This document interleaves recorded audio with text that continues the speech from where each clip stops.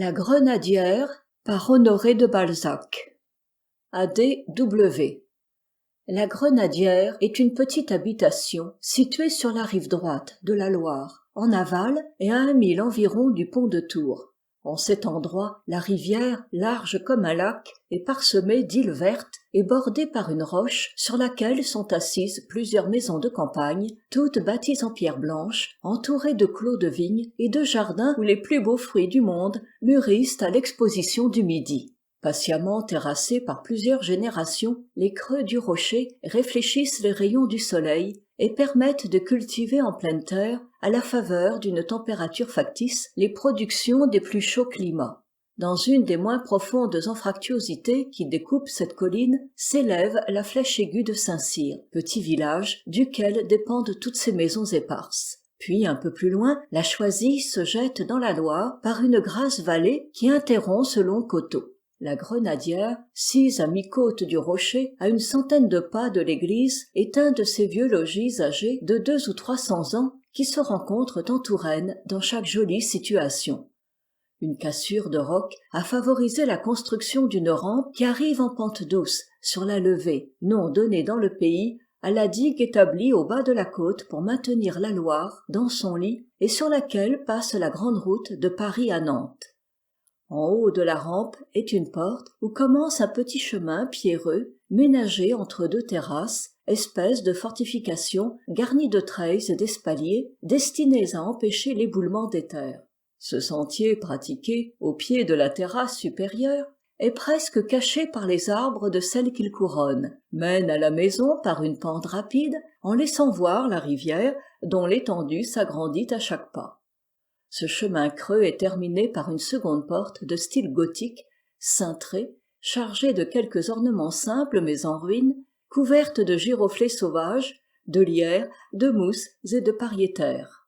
Ces plantes indestructibles décorent les murs de toutes les terrasses, d'où elles sortent par la fente des assises, en dessinant à chaque nouvelle saison de nouvelles guirlandes de fleurs.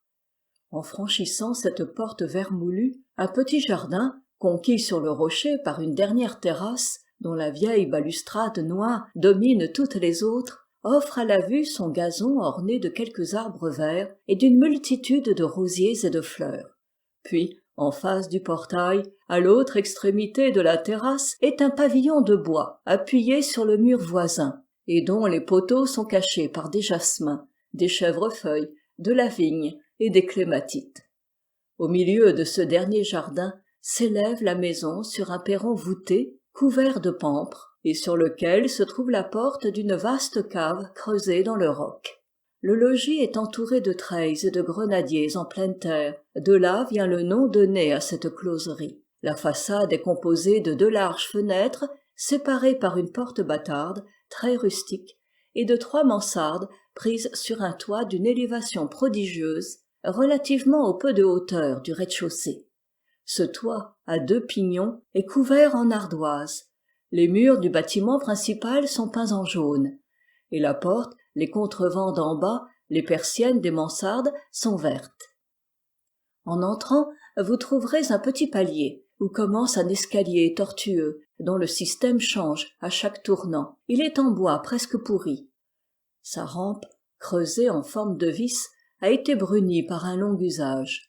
À droite est une vaste salle à manger boisée à l'antique, dallée en carreaux blancs fabriqués à Château-Regnault, puis à gauche un salon de pareille dimension, sans boiserie, mais tendu d'un papier aurore à bordure verte. Aucune des 2 pièces n'est plafonnée. Les solives sont en bois de noyer et les interstices remplis d'un torchis blanc, fait avec de labour. Au premier étage, il y a 2 grandes chambres, dont les murs sont blanchis à la chaux. Les cheminées en pierre y sont moins richement sculptées que celles du rez-de-chaussée. Toutes les ouvertures sont exposées au midi. Au nord, il n'y a qu'une seule porte, donnant sur les vignes et pratiquée derrière l'escalier. À gauche de la maison est adossée une construction en colombage, dont les bois sont extérieurement garantis de la pluie et du soleil par des ardoises qui dessinent sur les murs de longues lignes bleues, droites ou transversales. La cuisine placée dans cette espèce de chaumière communique intérieurement avec la maison, mais elle a néanmoins une entrée particulière, élevée de quelques marches, au bas desquels se trouve un puits profond, surmonté d'une pompe champêtre enveloppée de sabines, de plantes aquatiques et de hautes herbes. Cette bâtisse récente prouve que la Grenadière était jadis un simple vendangeoir. Les propriétaires y venaient de la ville, dont elle est séparée par le vaste lit de la Loire, seulement pour faire leur récolte ou quelques parties de plaisir. Ils y envoyaient dès le matin leurs provisions et n'y couchaient guère que pendant le temps des vendanges. Mais les Anglais sont tombés comme un nuage de sauterelles sur la Touraine, et il a bien fallu compléter la Grenadière pour la leur louer. Heureusement, ce moderne appendice est dissimulé sous les premiers tilleuls d'une allée plantée dans un ravin au bas des vignes. Le vignoble, qui peut avoir 2 arpents, s'élève au-dessus de la maison et la domine entièrement par une pente si raide qu'il est très difficile de la gravir. À peine y a-t-il entre la maison et cette colline verdie par des pampres traînants un espace de 5 pieds, toujours humide et froid, espèce de fossé plein de végétation vigoureuse, où tombent, par les temps de pluie, les engrais de la vigne qui vont enrichir le sol des jardins soutenus par la terrasse à balustrade. La maison du closier, chargée de faire les façons de la vigne, est adossée au pignon de gauche. Elle est couverte en chaume et fait en quelque sorte le pendant de la cuisine. La propriété est entourée de murs et d'espaliers. La vigne est plantée d'arbres fruitiers de toute espèce. Enfin, pas un pouce de ce terrain précieux n'est perdu pour la culture. Si l'homme néglige un aride quartier de roche, la nature y jette soit un figuier, soit des fleurs champêtres, ou quelques fraisiers abrités par des pierres. En aucun lieu du monde vous ne rencontreriez une demeure tout à la fois si modeste et si grande, si riche en fructification, en parfums, en points de vue. Elle est, au cœur de la Touraine, une petite Touraine, où toutes les fleurs, tous les fruits, toutes les beautés de ce pays sont complètement représentés. C'est les raisins de chaque contrée, les figues, les pêches, les poires de toutes les espèces, et des melons en plein champ aussi bien que la réglisse, les genêts d'Espagne, les lauriers roses de l'Italie et les jasmins des Açores. La Loire est à vos pieds.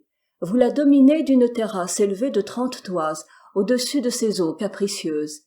Le soir, vous respirez ces brises venues fraîches de la mer et parfumées dans leur route par les fleurs des longues levées. Un nuage errant qui, à chaque pas dans l'espace, change de couleur et de forme, sous un ciel parfaitement bleu, donne 1000 aspects nouveaux à chaque détail des paysages magnifiques qui s'offrent au regard, en quelque endroit que vous vous placiez. De là, les yeux embrassent d'abord la rive gauche de la Loire depuis Amboise, la fertile plaine où s'élèvent Tours, ses faubourgs, ses fabriques, le Plessis, puis une partie de la rive gauche qui depuis Vouvray jusqu'à Saint-Symphorien décrit un demi-cercle de rochers pleins de joyeux vignobles. La vue n'est bornée que par les riches coteaux du Cher, horizon bleuâtre chargé de parcs et de châteaux.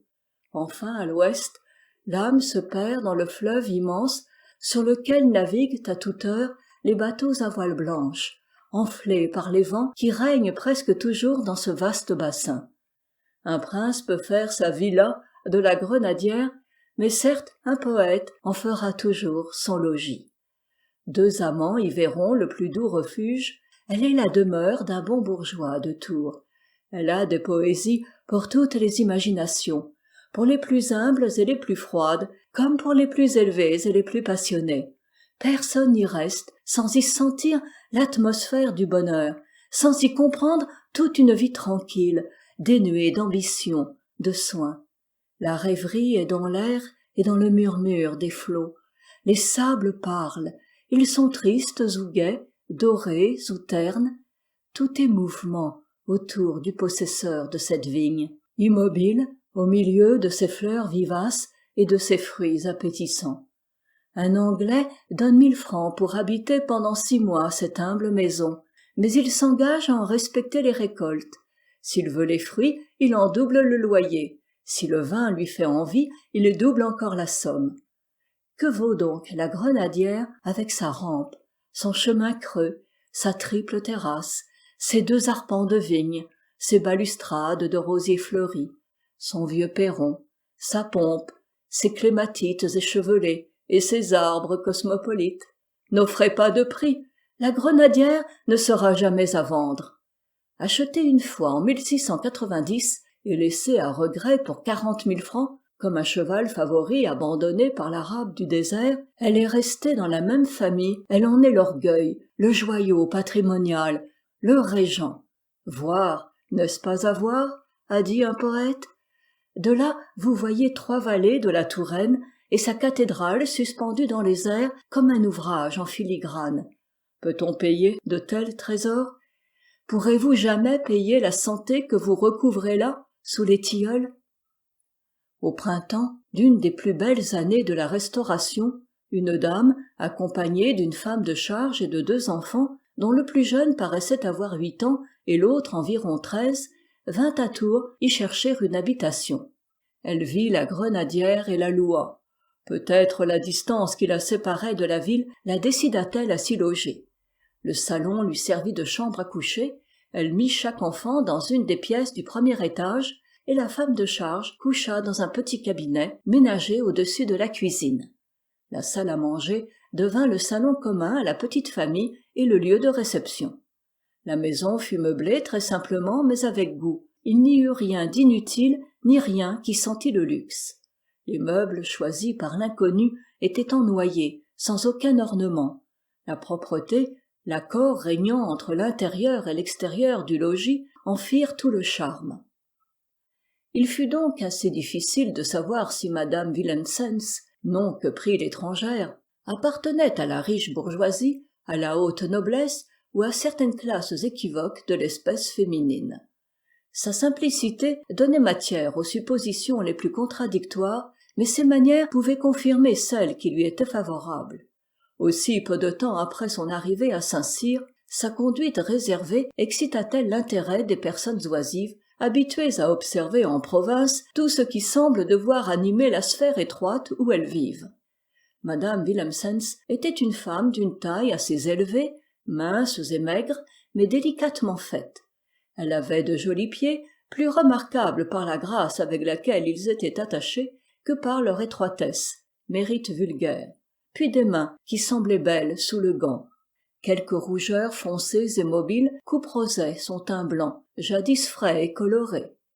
Des rides précoces flétrissaient un fond de forme élégante, couronné par des beaux cheveux châtains, bien plantés et toujours tressés en 2 nattes circulaires, coiffure de vierge, qui seillaient à sa physionomie mélancolique.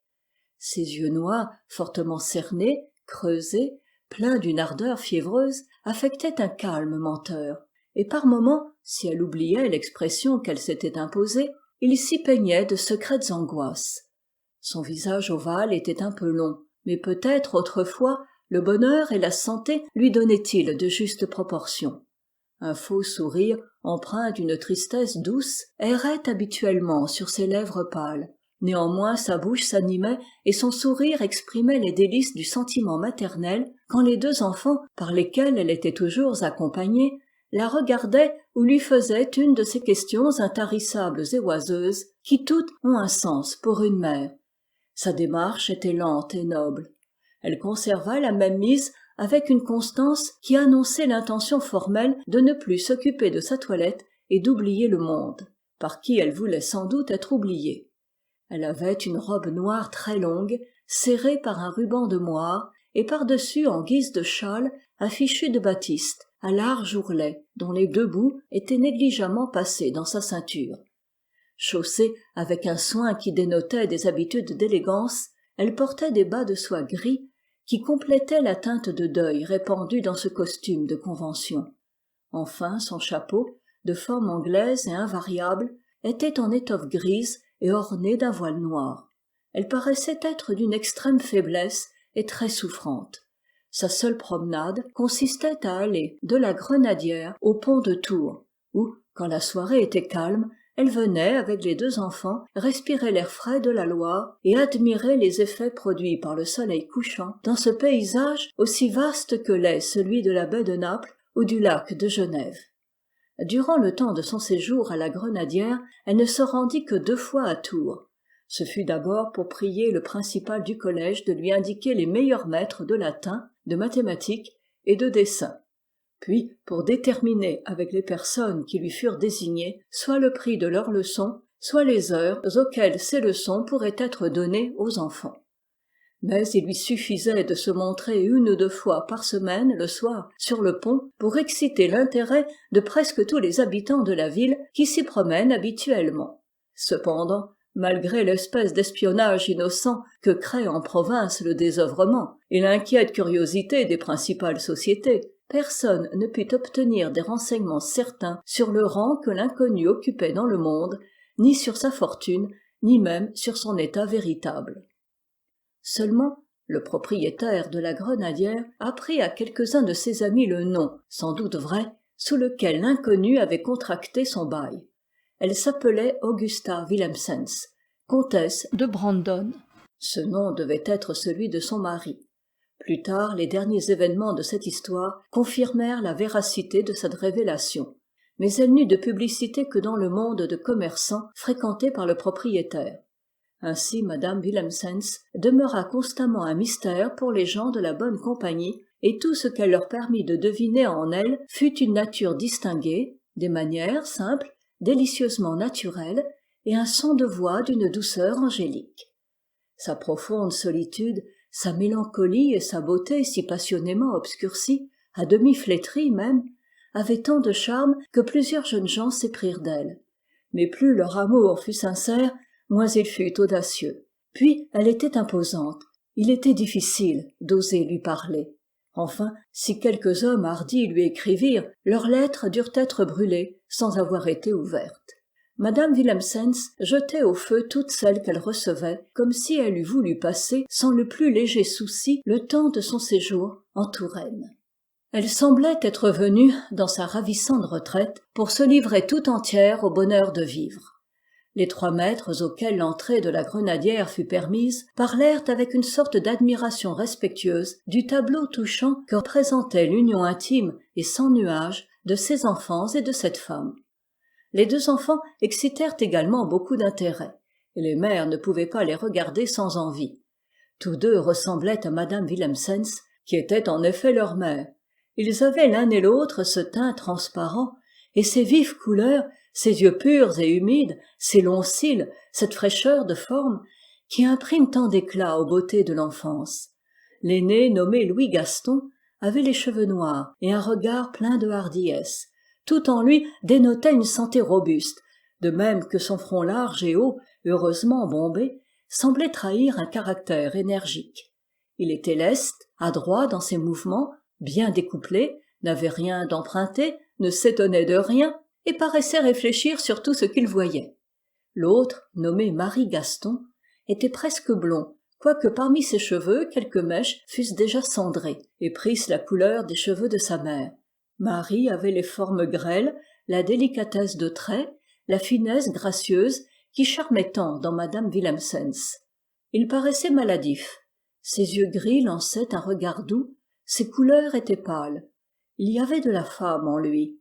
Sa mère lui conservait encore la collerette brodée, les longues boucles frisées et la petite veste ornée de brandebourgs et d'olives qui revêt un jeune garçon d'une grâce indicible et trahit ce plaisir de parure tout féminin dont s'amuse la mère autant que l'enfant peut-être. Ce joli costume contrastait avec la veste simple de l'aîné, sur laquelle se rabattait le col tout uni de sa chemise. Les pantalons, les brodequins, la couleur des habits étaient semblables et annonçaient 2 frères aussi bien que leur ressemblance. Il était impossible en les voyant de n'être pas touché des soins de Louis pour Marie. L'aîné avait pour le second quelque chose de paternel dans le regard, et Marie, malgré l'insouciance du jeune âge, semblait pénétrée de reconnaissance pour Louis. C'étaient 2 petites fleurs, à peine séparées de leurs tiges, agitées par la même brise, éclairées par le même rayon de soleil, l'une colorée, l'autre étiolée à demi. Un mot, un regard, une inflexion de voix de leur mère suffisaient pour les rendre attentifs, leur faire tourner la tête, écouter, entendre un ordre, une prière, une recommandation et obéir. Madame Willemsens leur faisait toujours comprendre ses désirs, sa volonté, comme s'il y eût eu entre eux une pensée commune. Quand ils étaient, pendant la promenade, occupés à jouer en avant d'elle, cueillant une fleur, examinant un insecte, Elle les contemplait avec un attendrissement si profond que le passant le plus indifférent se sentait ému, s'arrêtait pour voir les enfants, leur sourire et saluer la mère par un coup d'œil d'ami. Qui n'eût pas admiré l'exquise propreté de leurs vêtements, leur joli son de voix, la grâce de leurs mouvements, leur physionomie heureuse et l'instinctive noblesse qui révélait en eux une éducation soignée dès le berceau. Ces enfants semblaient n'avoir jamais ni crié ni pleuré. Leur mère avait comme une prévoyance électrique de leurs désirs, de leurs douleurs, les prévenant, les calmant sans cesse. Elle paraissait craindre une de leurs plaintes plus que sa condamnation éternelle. Tout, dans ces enfants, était un éloge pour leur mère. Et le tableau de leur triple vie, qui semblait une même vie, faisait naître des demi-pensées vagues et caressantes, image de ce bonheur que nous rêvons de goûter dans un monde meilleur. L'existence intérieure de ces trois créatures, si harmonieuse, s'accordait avec les idées que l'on concevait à leur aspect. C'était la vie d'ordre, régulière et simple, qui convient à l'éducation des enfants. Tous deux se levaient 1 heure après la venue du jour, récitaient d'abord une courte prière, habitude de leur enfance, paroles vraies, dites pendant 7 ans sur le lit de leur mère, commencées et finies entre 2 baisers. Puis les 2 frères, accoutumés sans doute à ces soins minutieux de la personne, si nécessaires à la santé du corps, à la pureté de l'âme, et qui donnent en quelque sorte la conscience du bien-être, faisaient une toilette aussi scrupuleuse que peut l'être celle d'une jolie femme. Ils ne manquaient à rien, tant ils avaient peur l'un et l'autre d'un reproche, quelque tendrement qui leur fût adressé par leur mère quand, en les embrassant, elle leur disait au déjeuner, suivant la circonstance, « Mes chers anges, où donc avez-vous pu déjà vous noircir les ongles ?» Tous deux descendaient alors au jardin, y secouaient les impressions de la nuit dans la rosée et la fraîcheur, en attendant que la femme de charge eût préparé le salon commun, où ils allaient étudier leurs leçons jusqu'au lever de leur mère. Mais de moment en moment, ils en épiaient le réveil, quoiqu'ils ne dussent entrer dans sa chambre qu'à 1 heure convenue. Cette irruption matinale, toujours faite en contravention au pacte primitif, était toujours une scène délicieuse, et pour eux, et pour madame Willemsens. Marie sautait sur le lit pour passer ses bras autour de son idole, tandis que Louis, agenouillé au chevet, prenait la main de sa mère. C'étaient alors des interrogations inquiètes, comme un amant en trouve pour sa maîtresse.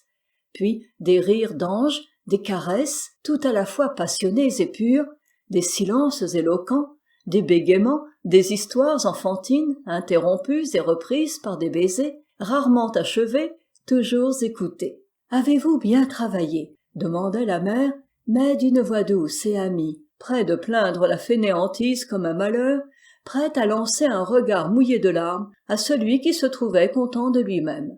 Elle savait que ses enfants étaient animés par le désir de lui plaire.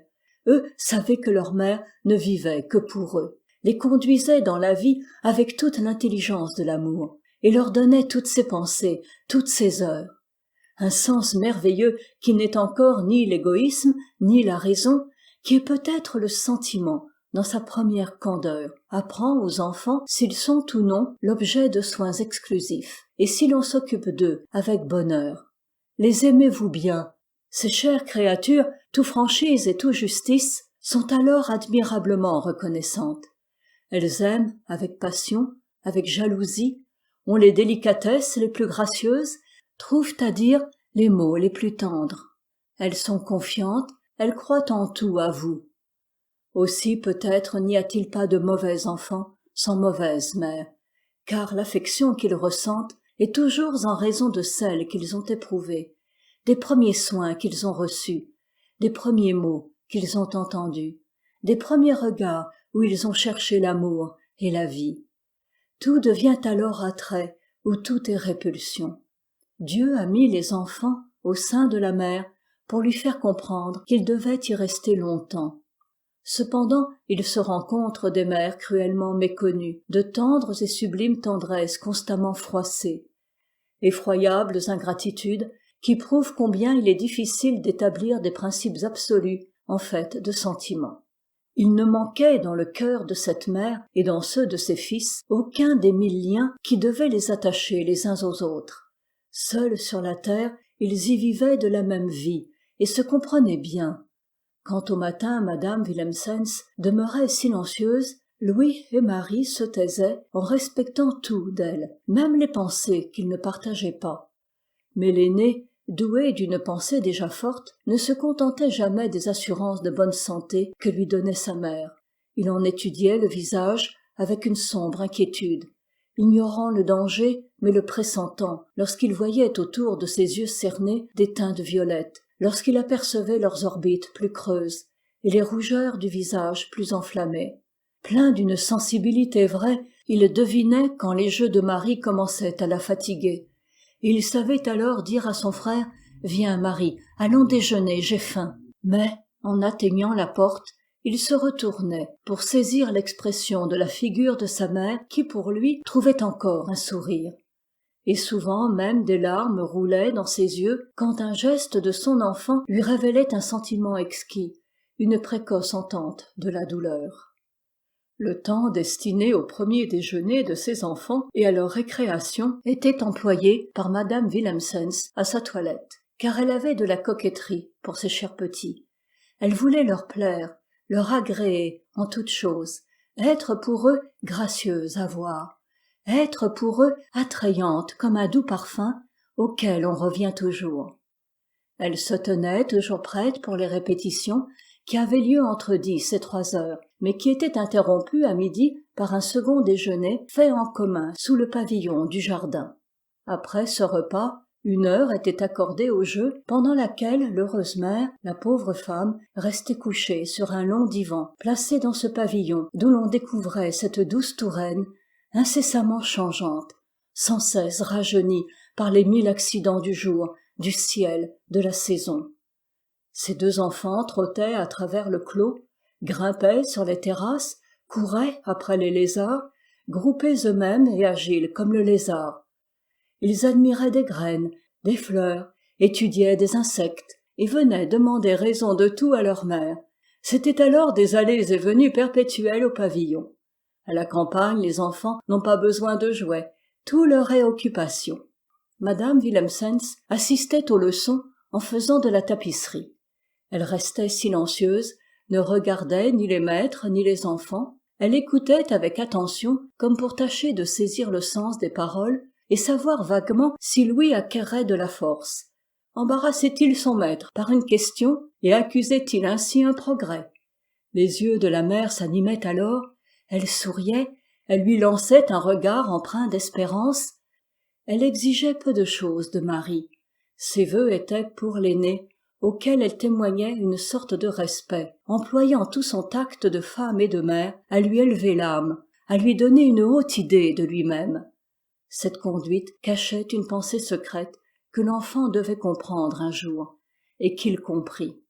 Après chaque leçon, elle reconduisait les maîtres jusqu'à la première porte, et là leur demandait consciencieusement compte des études de Louis. Elle était si affectueuse et si engageante que les répétiteurs lui disaient la vérité pour l'aider à faire travailler Louis sur les points où il leur paraissait faible. Le dîner venait, puis le jeu, la promenade, enfin le soir, les leçons s'apprenaient. Telle était leur vie uniforme mais pleine, où le travail et les distractions, heureusement mêlées, ne laissaient aucune place à l'ennui. Les découragements et les querelles étaient impossibles. L'amour sans bornes de la mère rendait tout facile. Elle avait donné de la discrétion à ses 2 fils en ne leur refusant jamais rien, du courage en les louant à propos, de la résignation en leur faisant apercevoir la nécessité sous toutes ses formes. Elle en avait développé, fortifié l'angélique nature avec un soin de fée. Parfois, quelques larmes humectaient ses yeux ardents quand, en les voyant jouer, elle pensait qu'ils ne lui avaient pas causé le moindre chagrin.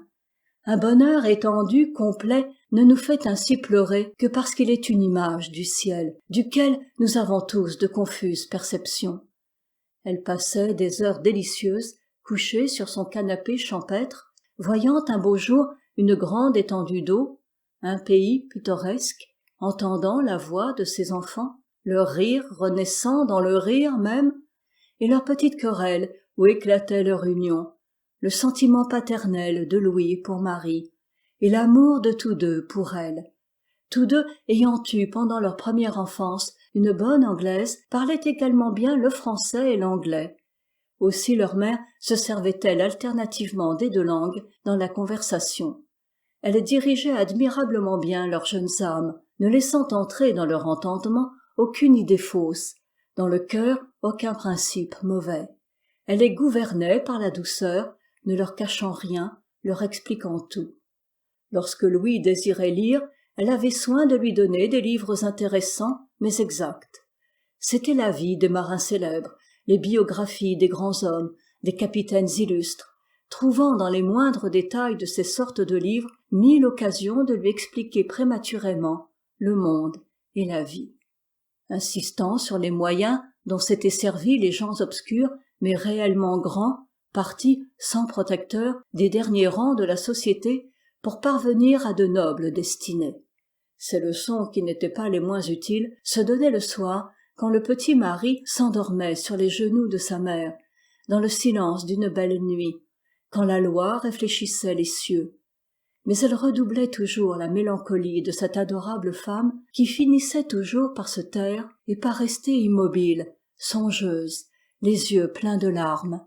« Ma mère, pourquoi pleurez-vous » lui demanda Louis, par une riche soirée du mois de juin, au moment où les demi-teintes d'une nuit doucement éclairée succédaient à un jour chaud.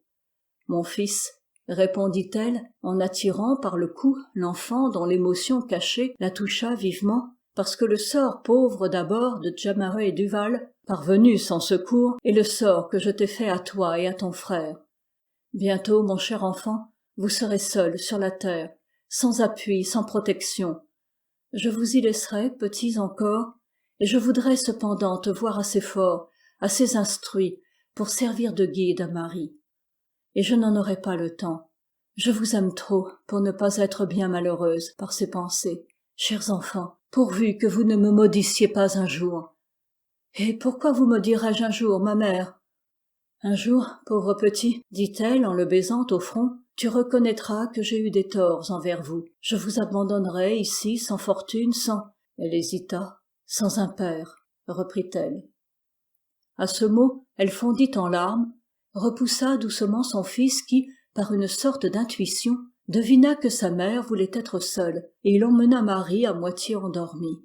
Puis, 1 heure après, quand son frère fut couché, Louis revint à pas discrets vers le pavillon où était sa mère. Il entendit alors ces mots prononcés par une voix délicieuse à son cœur. « Viens, Louis !»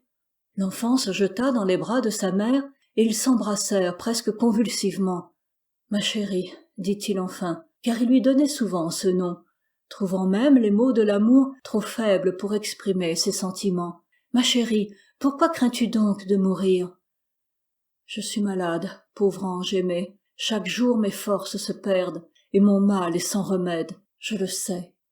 Quel est donc votre mal ? Je dois l'oublier, et toi, tu ne dois jamais savoir la cause de ma mort. » L'enfant resta silencieux pendant un moment, jetant à la dérobée des regards sur sa mère qui, les yeux levés au ciel, en contemplait les nuages. Moment de douce mélancolie. Louis ne croyait pas à la mort prochaine de sa mère, mais il en ressentait les chagrins sans les deviner. Il respecta cette longue rêverie.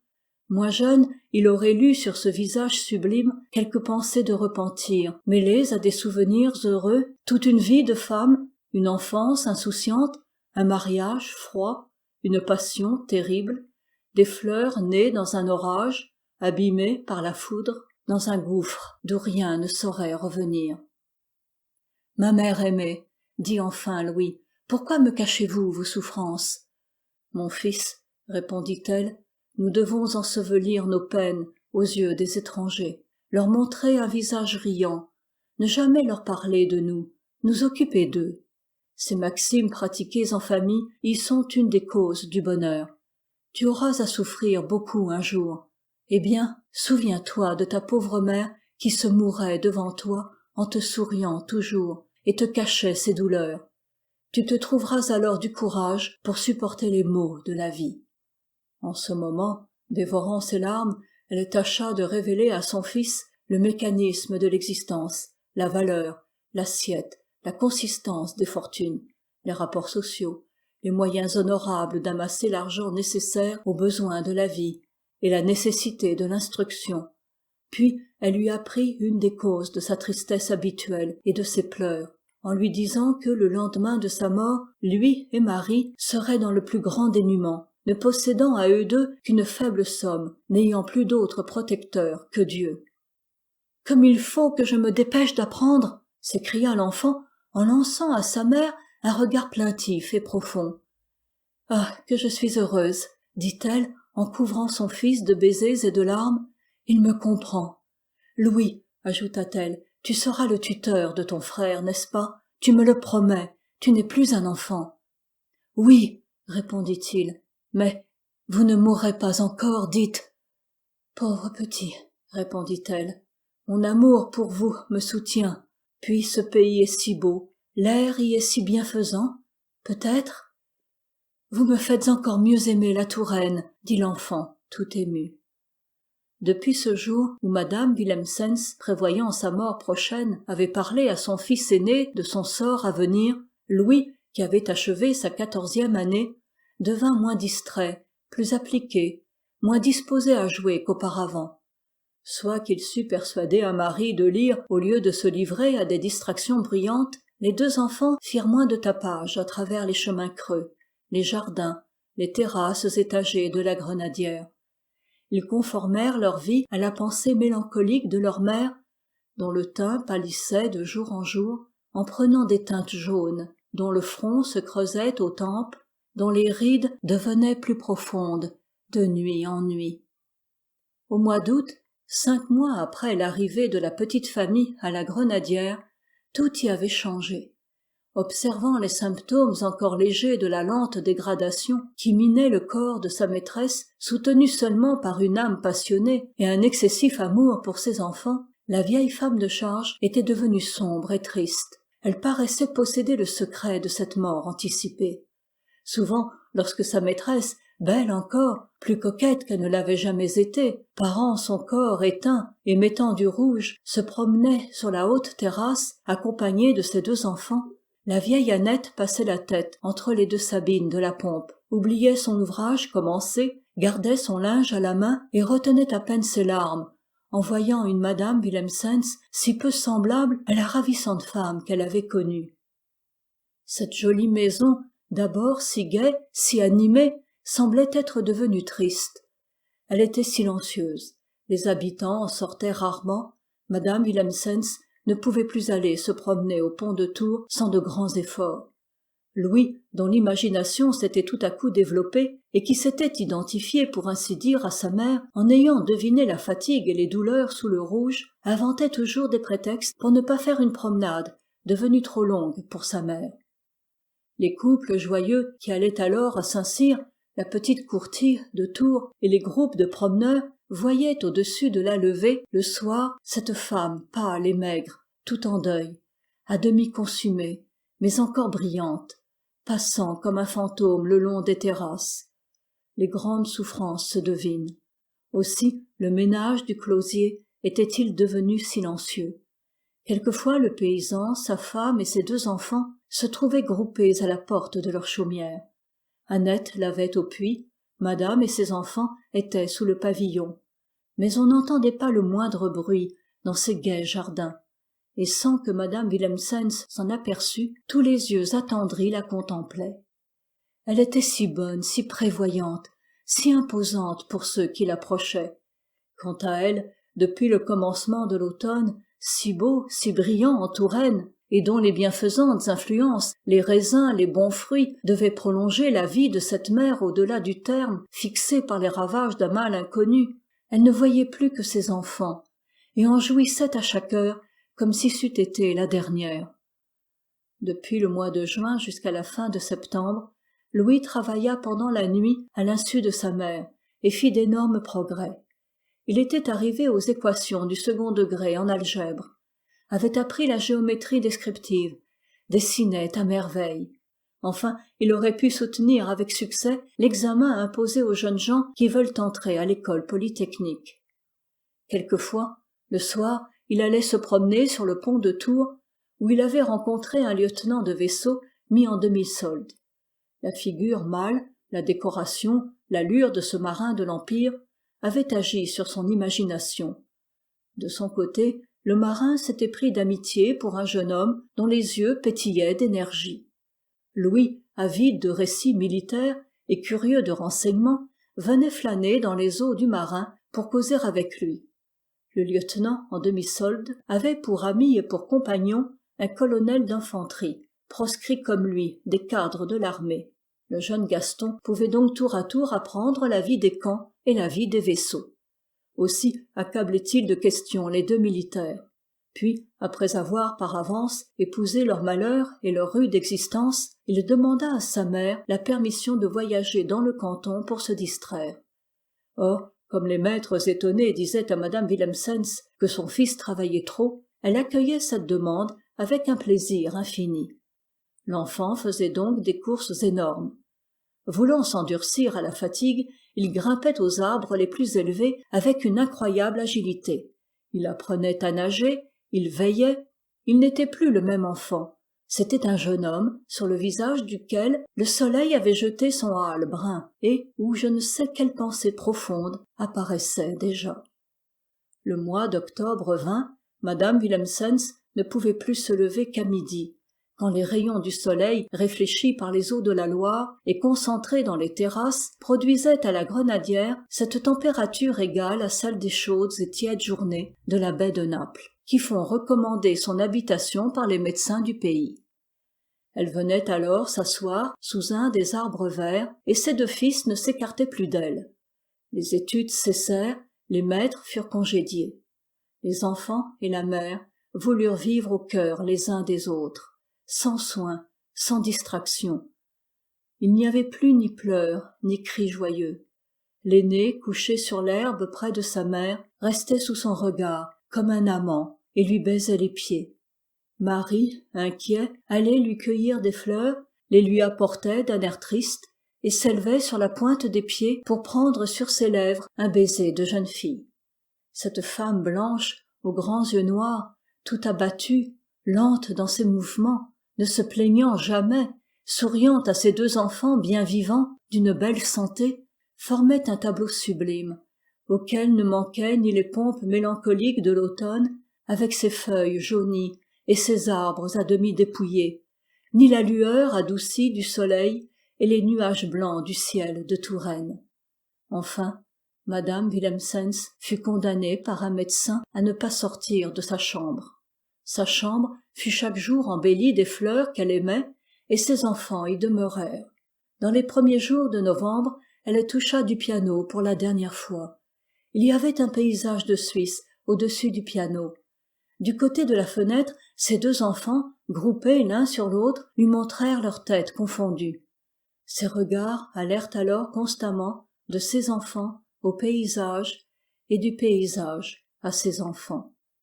Son visage se colora, ses doigts coururent avec passion sur les touches d'ivoire. Ce fut sa dernière fête, fête inconnue, fête célébrée dans les profondeurs de son âme par le génie des souvenirs. Le médecin vint et lui ordonna de garder le lit.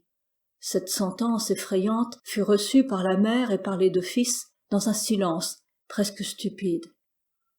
Quand le médecin s'en alla, « Louis, dit-elle, conduis-moi sur la terrasse, que je voie encore mon pays. » À cette parole proférée simplement, l'enfant donna le bras à sa mère et l'amena au milieu de la terrasse. Là, ses yeux se portèrent, involontairement peut-être, plus sur le ciel que sur la terre. Mais il eût été difficile de décider en ce moment où étaient les plus beaux paysages, car les nuages représentaient vaguement les plus majestueux glaciers des Alpes. Son front se plissa violemment, ses yeux prirent une expression de douleur et de remords. Elle saisit les deux mains de ses enfants, les appuya sur son cœur violemment agité. « Père et mère inconnus !» s'écria-t-elle en leur jetant un regard profond. « Pauvres anges, que deviendrez-vous ? Puis, à 20 ans, quel compte sévère ne me demanderez-vous pas de ma vie et de la vôtre ?» Elle repoussa ses enfants, se mit les deux coudes sur la balustrade, se cacha le visage dans les mains et resta là pendant un moment seule avec elle-même, craignant de se laisser voir. Quand elle se réveilla de sa douleur, elle trouva Louis et Marie agenouillés à ses côtés, comme deux anges. Ils épiaient ses regards, et tous deux lui sourirent doucement. « Que ne puis-je emporter ce sourire ?» dit-elle, en essuyant ses larmes. Elle rentra pour se mettre au lit et n'en devait sortir que couchée dans le cercueil. 8 jours se passèrent, 8 jours, tout semblables les uns aux autres. La vieille Annette et Louis restaient chacun à leur tour pendant la nuit auprès de madame Willemsens, les yeux attachés sur ceux de la malade. C'était à toute heure ce drame profondément tragique et qui a lieu dans toutes les familles lorsqu'on craint à chaque respiration trop forte d'une malade adorée que ce ne soit la dernière. Le 5e jour de cette fatale semaine, le médecin proscrivit les fleurs. Les illusions de la vie s'en allaient une à une. Depuis ce jour, Marie et son frère trouvèrent du feu sous leurs lèvres quand ils venaient baiser leur mère au front. Enfin, le samedi soir, madame Willemsens ne pouvant supporter aucun bruit, il fallut laisser sa chambre en désordre. Ce défaut de soin fut un commencement d'agonie pour cette femme élégante, amoureuse de grâce. Louis ne voulut plus quitter sa mère. Pendant la nuit du dimanche, à la clarté d'une lampe et au milieu du silence le plus profond, Louis, qui croyait sa mère assoupie, lui vit écarter le rideau d'une main blanche et moite. « Mon fils », dit-elle. L'accent de la mourante eut quelque chose de si solennel que son pouvoir venu d'une âme agitée réagit violemment sur l'enfant. Il sentit une chaleur exorbitante dans la moelle de ses os. « Que veux-tu, ma mère ? Écoute-moi. Demain, tout sera fini pour moi. Nous ne nous verrons plus. Demain, tu seras un homme, mon enfant. Je suis donc obligée de faire quelques dispositions qui soient un secret entre nous deux. Prends la clé de ma petite table. Bien, ouvre le tiroir. Tu trouveras à gauche 2 papiers cachetés. Sur l'un il y a Louis, sur l'autre Marie. Les voici, ma mère. Mon fils chéri, c'est vos 2 actes de naissance. Ils vous seront nécessaires. Tu les donneras à garder à ma pauvre vieille Annette, qui vous les rendra quand vous en aurez besoin. Maintenant, reprit-elle, n'y a-t-il pas au même endroit un papier sur lequel j'ai écrit quelques lignes? Oui, ma mère. Et Louis, commençant à lire, Marie Willemsens, née à... Assez, dit-elle vivement, ne continue pas. Quand je serai morte, mon fils, tu remettras encore ce papier à Annette, et tu lui diras de le donner à la mairie de Saint-Cyr, où il doit servir à faire dresser exactement mon acte de décès. Prends ce qu'il faut pour écrire une lettre que je vais te dicter. Quand elle vit son fils prêt, et qu'il se tourna vers elle, comme pour l'écouter, elle dit d'une voix calme, « Monsieur le comte, votre femme, Lady Brandon, est morte à Saint-Cyr, près de Tours, département d'Indre-et-Loire. Elle vous a pardonné. Signe. » Elle s'arrêta, indécise, agitée. « Souffrez-vous davantage ?» demanda Louis. Signe, Louis Gaston. Elle soupira, puis reprit, cachette la lettre, et écrit l'adresse suivante. À Lord Brandon, Brandon Square, Hyde Park, Londres, Angleterre. Bien, reprit-elle, le jour de ma mort, tu feras affranchir cette lettre à Tours. Maintenant, dit-elle après une pause, prends le petit portefeuille que tu connais, et viens près de moi, mon cher enfant. Il y a là, dit-elle, quand Louis eut repris sa place, 12 000 francs. Ils sont bien à vous, hélas. Vous eussiez été plus riche si votre père... Mon père? S'écria l'enfant. Où est-il? Mort, dit-elle, en mettant un doigt sur ses lèvres. Mort, pour me sauver l'honneur et la vie. Elle leva les yeux au ciel, elle eût pleuré si elle avait encore eu des larmes pour les douleurs. Louis, reprit-elle, jurez-moi là sur ce chevet d'oublier ce que vous avez écrit et ce que je vous ai dit. Oui, ma mère. Embrasse-moi, cher ange. Elle fit une longue pause, comme pour puiser du courage en Dieu, et mesurer ses paroles aux forces qui lui restaient. Écoute, ces 12 000 francs sont toute votre fortune. il faut que tu les gardes sur toi, parce que quand je serai morte, il viendra des gens de justice qui fermeront tout ici. Rien ne vous y appartiendra, pas même votre mère. Et vous n'aurez plus, pauvres orphelins, qu'à vous en aller, Dieu sait où. J'ai assuré le sort d'Annette. Elle aura 100 écus tous les ans et restera sans doute à Tours. Mais que feras-tu de toi et de ton frère? Elle se mit sur son séant et regarda l'enfant intrépide qui, la sueur au front, pâle d'émotion, les yeux à demi voilés par les pleurs, restait debout devant son lit. « Mère, répondit-il d'un son de voix profond, j'y ai pensé. Je conduirai Marie au collège de Tours.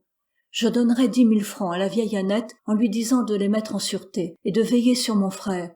Puis, avec les 100 louis qui resteront, j'irai à Brest. Je m'embarquerai comme novice. Pendant que Marie étudiera, je deviendrai lieutenant de vaisseau. Enfin, meurs tranquille, ma mère, va. Je deviendrai riche. Je ferai entrer notre petit à l'école polytechnique, où je le dirigerai suivant ses goûts. » Un éclair de joie brilla dans les yeux à demi éteints de la mère. 2 larmes en sortirent, roulèrent sur ses joues enflammées, puis un grand soupir s'échappa de ses lèvres, et elle faillit mourir, victime d'un accès de joie, en trouvant l'âme du père dans celle de son fils, devenu homme tout à coup. « Ange du ciel, dit-elle en pleurant, tu as effacé par un mot toutes mes douleurs. Ah, je puis souffrir. C'est mon fils, reprit-elle, j'ai élevé cet homme. » Et elle leva ses mains en l'air et les joignit comme pour exprimer une joie sans bornes, puis elle se coucha. « Ma mère, vous pâlissez, s'écria l'enfant. « Il faut aller chercher un prêtre, répondit-elle d'une voix mourante. Louis réveilla la vieille Annette, qui, tout effrayée, courut au presbytère de Saint-Cyr. Dans la matinée, madame Willemsens reçut les sacrements au milieu du plus touchant appareil. Ses enfants, Annette et la famille du closier, gens simples, déjà devenus de la famille, étaient agenouillés. La croix d'argent, portée par un humble enfant de chœur du village, s'élevait devant le lit, et un vieux prêtre administrait le viatique à la mère mourante. Le viatique. Mot sublime, idée plus sublime encore que le mot, et que possède seule la religion apostolique de l'Église romaine. Cette femme a bien souffert, dit le curé dans son simple langage. Marie Willemsens n'entendait plus, mais ses yeux restaient attachés sur ses 2 enfants. Chacun, en proie à la terreur, écoutait dans le plus profond silence les aspirations de la mourante, qui déjà s'était ralentie. Puis, par intervalles, un soupir profond annonçait encore la vie en trahissant un débat intérieur. Enfin, la mère ne respira plus. Tout le monde fondit en larmes, excepté Marie. Le pauvre enfant était encore trop jeune pour comprendre la mort. Annette et la closière fermèrent les yeux à cette adorable créature dont alors la beauté reparut dans tout son éclat.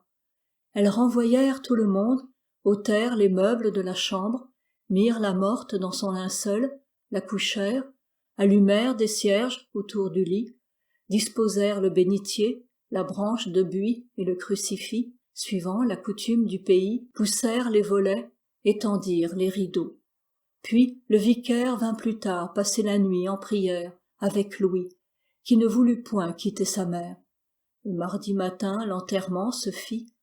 La vieille femme, les 2 enfants, accompagnés de la closière, suivirent seuls le corps d'une femme dont l'esprit, la beauté, les grâces avaient une renommée européenne, et dont à Londres le convoi eût été une nouvelle pompeusement enregistrée dans les journaux, une sorte de solennité aristocratique, si elle n'eût pas commis le plus doux des crimes, un crime toujours puni sur cette terre, afin que ses anges pardonnés entrent dans le ciel. Quand la terre fut jetée sur le cercueil de sa mère, Marie pleura, comprenant alors qu'il ne la verrait plus. Une simple croix de bois, plantée sur sa tombe, porta cette inscription due au curé de Saint-Cyr. Si J, une femme malheureuse, morte à 36 ans, ayant nom Augusta dans les cieux. Priez pour elle. Lorsque tout fut fini, les 2 enfants vinrent à la grenadière, jetèrent sur l'habitation un dernier regard, Puis, se tenant par la main, ils se disposèrent à la quitter avec Annette, confiant tout aux soins du closier et le chargeant de répondre à la justice. Ce fut alors que la vieille femme de charge appela Louis sur les marches de la pompe, le prit à part et lui dit « Monsieur Louis, voici l'anneau de madame. » L'enfant pleura, tout ému de retrouver un vivant souvenir de sa mère morte. Dans sa force, il n'avait point songé à ce soin suprême. Il embrassa la vieille femme, puis ils partirent tous trois par le chemin creux, descendirent la rampe et allèrent à Tours, sans détourner la tête. « Maman venait par là, » dit Marie, en arrivant au pont. Annette avait une vieille cousine, ancienne couturière, retirée à Tours, rue de la Guerche. Elle mena les 2 enfants dans la maison de sa parente, avec laquelle elle pensait à vivre en commun. Mais Louis lui expliqua ses projets, lui remit l'acte de naissance de Marie et les 10 000 francs. Puis, accompagné de la vieille femme de charge, il conduisit le lendemain son frère au collège. Il mit le principal au fait de sa situation, mais fort succinctement, et sortit en emmenant son frère jusqu'à la porte. Là, il lui fit solennellement les recommandations les plus tendres, en lui annonçant sa solitude dans le monde. Et, après l'avoir contemplé pendant un moment, il l'embrassa, le regarda encore, essuya une larme, et partit en se retournant à plusieurs reprises pour voir jusqu'au dernier moment son frère resté sur le seuil du collège. Un mois après, Louis Gaston était en qualité de novice à bord d'un vaisseau de l'État et sortait de la rade de Rochefort. Appuyé sur le bastingage de la corvette l'Iris, il regardait les côtes de France qui fuyaient rapidement et s'effaçaient dans la ligne bleuâtre de l'horizon. Bientôt, il se trouva seul et perdu au milieu de l'océan comme il était dans le monde et dans la vie. « Il ne faut pas pleurer, jeune homme. Il y a un Dieu pour tout le monde, » lui dit un vieux matelot de sa grosse voix tout à la fois rude et bonne. L'enfant remercia cet homme par un regard plein de fierté. Puis il baissa la tête en se résignant à la vie des marins. Il était devenu père.